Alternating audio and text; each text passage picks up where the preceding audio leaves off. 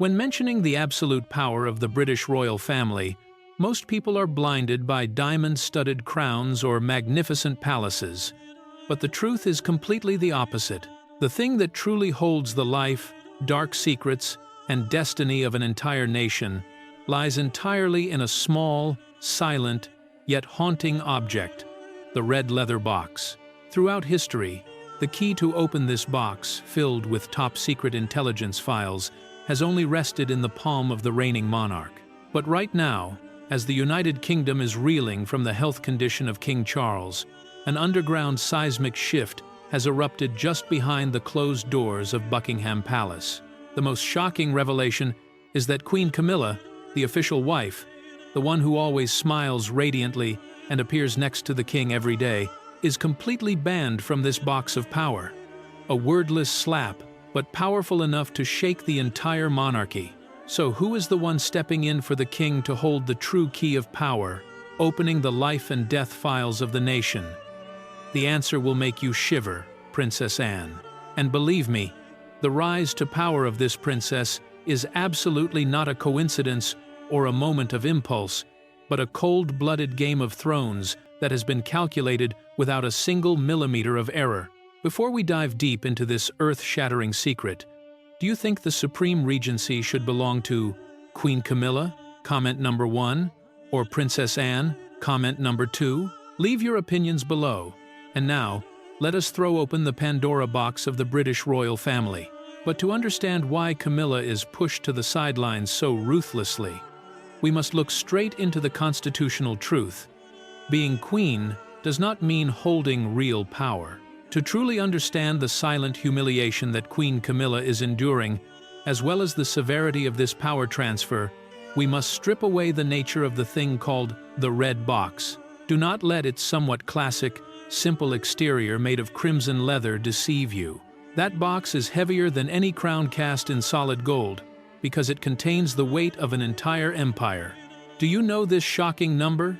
For over 70 relentless years under the glorious reign of the late Queen Elizabeth II, through countless political crises, the Cold War, to global upheavals, there was exactly one single person in this world who had the right to personally insert the key into the gold-plated lock and open that box every morning. Not a single prime minister, not a single military general, and of course, not a single spouse was allowed to pry into the papers inside. What on earth is inside the narrow space of that leather box that is so terrifying? It is certainly not empty congratulatory letters or boring expense reports of the palace. It is the heart and brain of the United Kingdom. Lying deep inside are the most top-secret intelligence reports from the spy agency MI6 and domestic security MI5, containing security risks and secrets that could collapse a nation. They are strategic military summaries, sensitive diplomatic documents, and most importantly, bills submitted by Parliament. Without the royal assent signature from the documents in this red box, the entire government machinery of Downing Street would instantly freeze. In the language of the British monarchy, whoever holds the key to the red box is the one who truly runs the country. This power is not something to be put on display. It is the lifeblood that maintains the heartbeat of the Constitution. And now, turn your gaze toward Queen Camilla to clearly see the harsh truth. It must be objectively admitted that, to step onto the pinnacle of fame and wear the Queen Consort crown, Camilla had to go through a thorny and stormy journey, enduring public criticism for decades. Now, she has all the most glamorous things, the utmost noble title, the position standing right next to King Charles on the palace balcony, exquisitely designed outfits, and the pursuit of thousands of media lenses every time she appears. However, all of that brilliant glory, ultimately, is just a flawlessly cruel shell. What does the title of Queen Consort ultimately mean in this deep game of power? It carries entirely the nature of a surface-level symbol. The duty of a Queen Consort is to smile radiantly, walk gracefully on red carpets at state banquets, cut inauguration ribbons at hospitals or charities, and wave to the crowds to maintain the soft image of the royal family. But when the parties end, when the flashlights die out, and the thick oak doors of the private office close, Camilla is completely locked out in the outside world. When the cars carrying national documents enter, the wife standing side by side with King Charles has absolutely no standing to intervene. She may be the woman who shares quiet afternoon teas, but is absolutely not allowed to lay a hand on the gears determining the destiny of England. Many amateur royal analysts might rush to jump in and defend her with legal arguments. They will flip through texts and say that, but Camilla is named on the list of counselors of state. True, constitutionally on paper, ever since King Charles took the throne, Camilla automatically became a counselor of state. The act allows her to perform duties on behalf of the king when he is absent. But the law on paper is one thing, and the actual trust in the deep palace is a completely different story, much colder and more rational. In a moment of weakness due to severe illness, when his health does not allow King Charles to take on a massive workload, he made a ruthless decision against the pride of his wife. He absolutely did not entrust the handling of this core red box to Camilla. The fact that she is on the counselor list seems to be just a formality, a diplomatic title to save face before the whole world. Reality proves, King Charles brushed aside the wife who shares his bed to choose someone he trusts to the very marrow of his bones, Princess Anne. With no crown on her head, no massive media entourage, Princess Anne quietly steps into the office with the demeanor of a true general. She decisively opens the red box, meticulously reads every line of the intelligence reports, analyzes complex bills, and handles the colossal administrative workload with a cool head forged over more than half a century. Anne is the one who is substituting for her brother to sign and approve vital documents. This switch exposes a grim truth. You can possess the heart of the monarch, but that does not mean you will possess his brain and scepter. Executive real power lies entirely in the hands of a woman who bears no title of queen. But to understand why Camilla is pushed to the sidelines so ruthlessly, we must look straight into the constitutional truth. Being queen does not mean holding real power. Many people will immediately object. Wait, that position was supposed to belong to Prince William, right? True, theoretically that is so. But behind the absence of the future king is a psychological tragedy that the palace is trying desperately to hide. When stripping the right to access the red box from Queen Camilla, the spearhead of public opinion immediately pointed toward the reigning crown prince. According to the common sense of dynasties, once the reigning king falls ill, the first in line of succession will automatically be the one to step up and take over the scepter. That is an unwritten rule rooted for centuries. So why is William, the future King of England, absent from the center of the power apparatus right in this boiling and burning moment? The truth is, behind that seemingly unreasonable and controversial absence is a ton of psychological tragedy. A bleeding wound that Buckingham Palace is desperately trying to cover up with cookie-cutter press releases. Do not just look at William through the lens of a crown prince born with a silver spoon. Look at him as a normal man being pushed to the wall. Right now, William is having to shoulder 3 massive roles all at once, a number too overwhelming for any living soul to bear, pushing him to the brink of a complete mental breakdown. The first responsibility, and also the most heart-tearing pain for William at present, is caring for his devoted wife, Princess Kate Middleton. While the whole world only gets access to brief announcements about the cancer treatment process behind the closed doors of Adelaide Cottage, William is facing the most primal fear of a man, the risk of losing his soulmate. The vicious disease spares no one, even if you carry royal blood. Witnessing the woman he loves the most, the one who has always been a solid mental pillar for him for over a decade, now haggardly fighting against cruel chemotherapy sessions, is a fatal blow to the psychology of William. He is not just a crown prince waiting to reign. He is a husband staying awake through long white nights, holding his breath, watching every exhausted expression of his wife, forcing a man in a state of panic over the life of his loved one to sit down at a desk, keeping a ruthlessly cold head to read intelligence reports or decide on dry political issues, is no different from an act of vicious torture. Even more suffocating, the second giant role crushing the shoulders of William is his duty as a father to 3 young children, George, Charlotte, and Louis. we must absolutely not forget that William himself carries a permanent emotional wound that can never be healed. The sudden and tragic passing of Princess Diana when William was only 15 years old is a psychological ghost haunting him his entire life. He understands to the core the loneliness and cruelty of having to grow up in a cold palace, lacking the warmth of a mother, surrounded by tens of thousands of paparazzi lenses.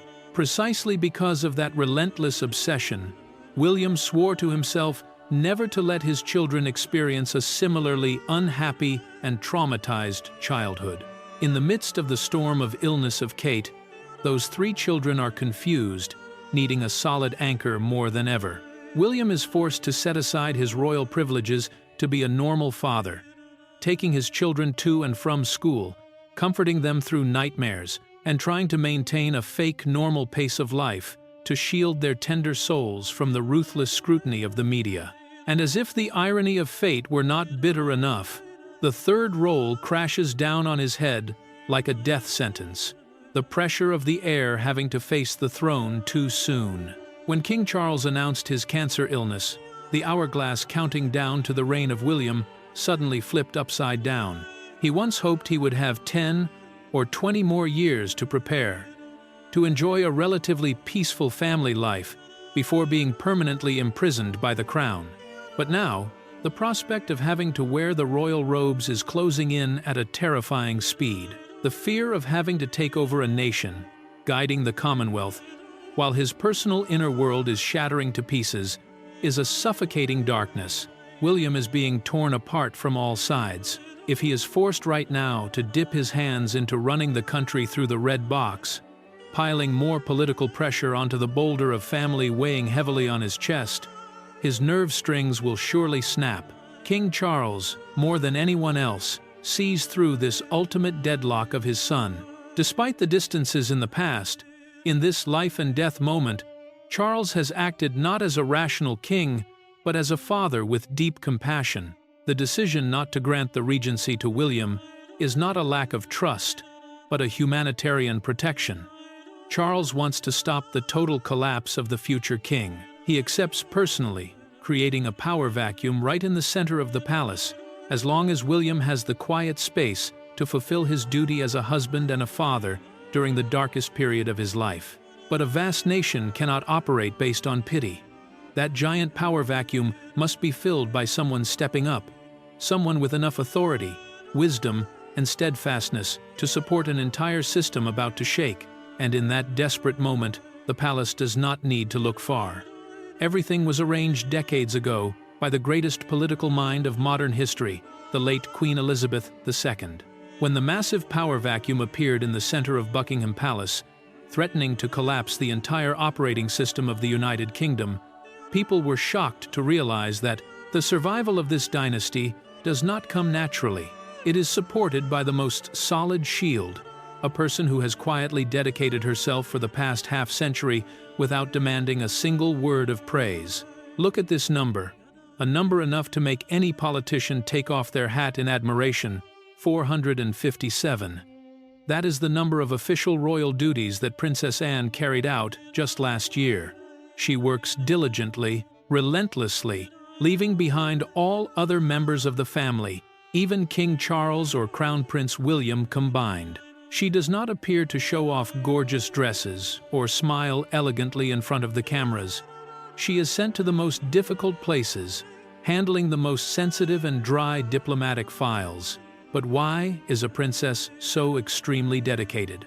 And why is she the only one King Charles absolutely trusts to touch the key of the red box?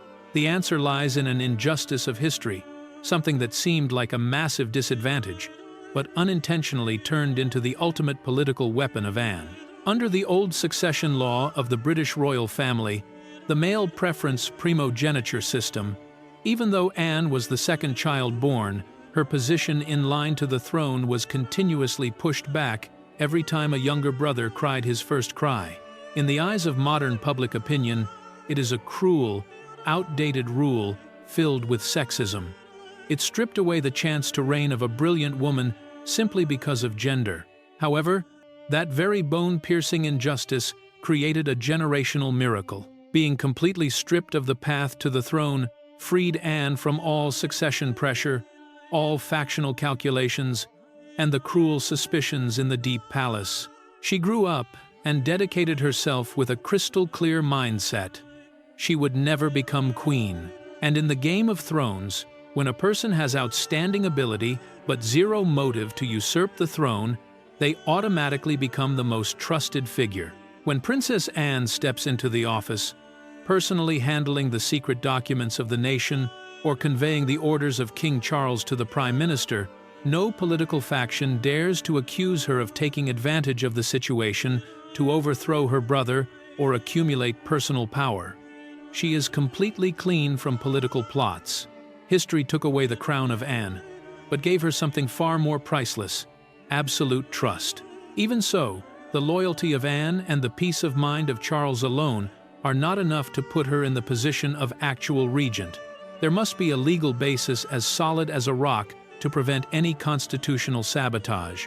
And this is when we must bow our heads to the greatest mind, the sharpest grandmaster on the political chessboard of the 20th century, the late Queen Elizabeth II. The Queen was not just a benevolent spiritual symbol, she was a leader with a visionary outlook. In the final years of her life, the Queen used her keen eyes to see through the stormy future of her son Charles. She knew Charles would eventually have to face the pressure of age and illness. She knew William would be torn by family burdens. And most importantly, she saw a fatal constitutional loophole waiting to swallow the kingdom. How terrifying was that loophole? According to the old law, if King Charles fell ill, the top names on the list of counselors of state, those with the right to handle state affairs on behalf of the king, were exactly two ticking time bombs, Prince Harry and Prince Andrew. Just imagine this scenario: the leadership of the United Kingdom falling into the hands of someone who abandoned the royal family to move to America and write a memoir attacking his own family, or someone who was stripped of all military honors due to a globally shocking sex scandal.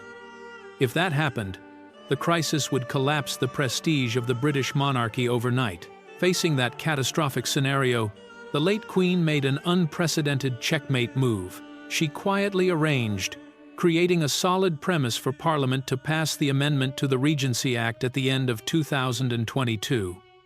What was the content of this amendment? It officially added Princess Anne and Prince Edward to the list of counselors of state for life. Do not mistakenly think this is just adding names to a constitutional paper. This was a ruthless political takedown wrapped in the most elegant velvet.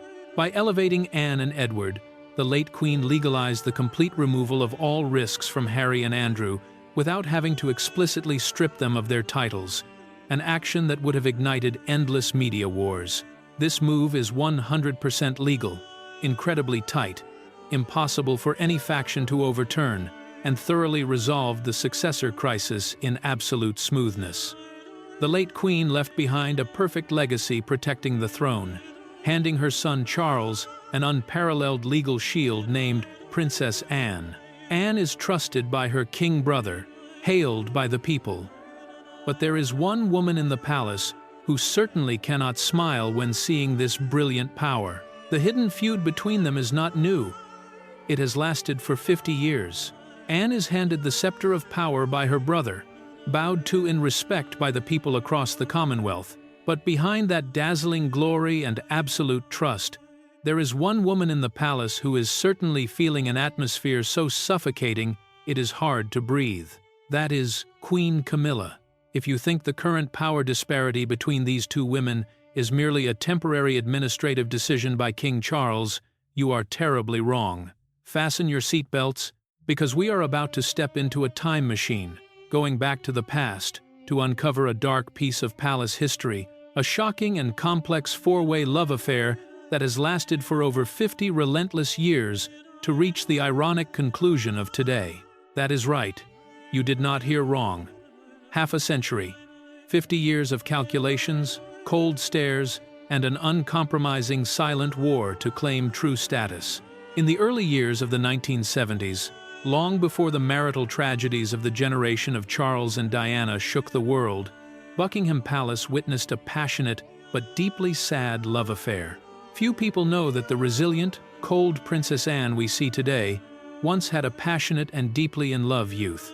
And the man who stole the heart of that powerful princess was none other than Andrew Parker Bowles, a dashing, charming cavalry officer. And yes, the very man who later became the first husband of Camilla. Anne and Andrew once had a connection so deep it was inseparable. They shared a fierce passion for horse racing, an understanding that needed no words. But ironically, no matter how beautiful a love is, it cannot defeat the cruelty of outdated feudal laws. Andrew was a Catholic, while the British royal family is the supreme symbol of the Church of England. The Act of Settlement of 1701 dealt a fatal blow. No member of the royal family is allowed to marry a Catholic unless they want to be completely stripped of their right to the throne. Anne, with a sense of duty deeply ingrained in her blood, was forced to swallow her tears, letting go of the man she loved the most to protect the honor of the dynasty. And then, the irony of fate began. Only a short time after the romance of Anne fell apart, Andrew Parker Bowles married Camilla Shand, and the paradoxical vortex did not stop there. It was Camilla who later stepped into the life of Charles, the brother of Anne, creating a whirlwind affair scandal that shook the foundation of the monarchy. Try putting yourself in the shoes of Princess Anne for the past 50 years. She had to watch the woman who married her first love now step into the palace, blatantly become her sister-in-law, and finally sit proudly on the queen consort throne. That is a bitter pill that Anne has had to swallow proudly and silently for half a century. But karma spares no one, and the wheel of history always knows how to create the sharpest satirical pictures. Look at the ironic contrast of the present. After 50 relentless years, Camilla seems to be the absolute winner.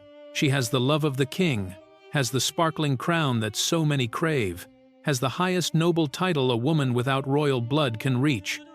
But what is the reality? She is completely empty-handed in terms of power. Camilla is locked in a gorgeous golden cage, stripped of the privilege to access the red box, only allowed to be a decorative flower at state banquets. Meanwhile, Princess Anne, the woman who lost her first love due to royal customs, who was always overshadowed by the romantic scandals of her brother, is now the one holding the soul of the empire.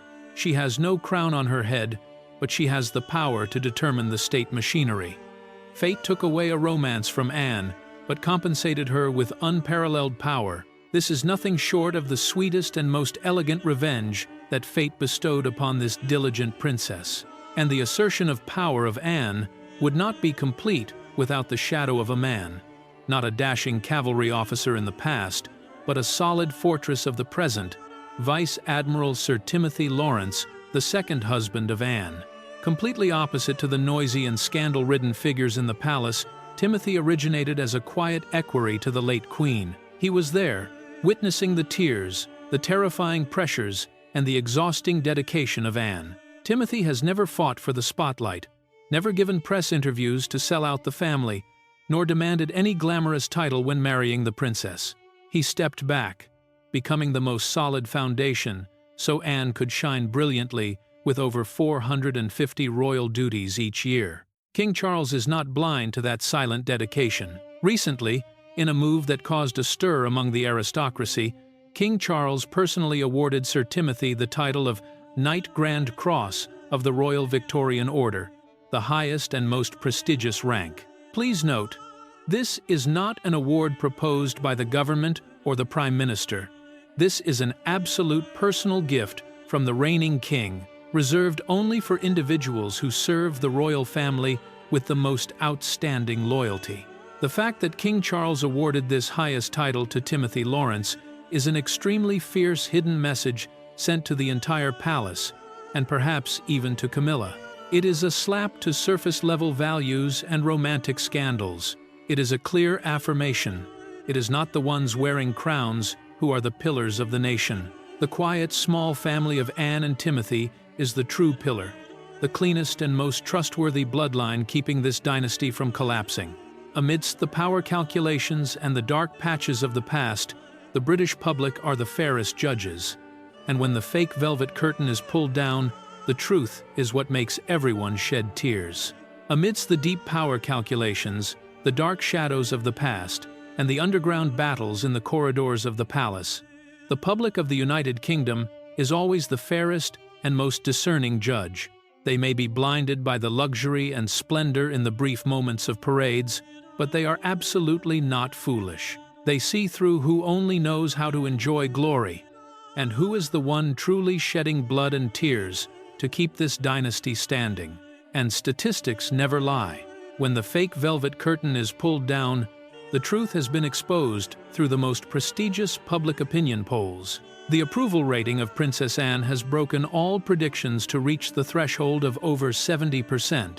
She proudly rose to the leading position, becoming the most beloved and respected royal member today, surpassing even the reigning king, surpassing the golden couple William and Kate, and leaving Queen Camilla at a distance that perhaps Camilla could never close in a lifetime. But this reverence is not a gift that fell from the sky. It does not come from sparkling outfits or expensive media PR campaigns. It comes from a truly breathtaking moment, a second that Anne showed the whole world the bloody price of power. If you want to know why England bets the life of the monarchy on this woman, go back to the historical documentary made by the BBC about the coronation year of King Charles. Unlike royal members who always try to keep an icy, emotionless face before the media, Anne did something that is rarely seen in a royal figure. She completely stripped off her steel armor to reveal a heart-tearing truth about the final days of the late Queen Elizabeth II at Balmoral Castle.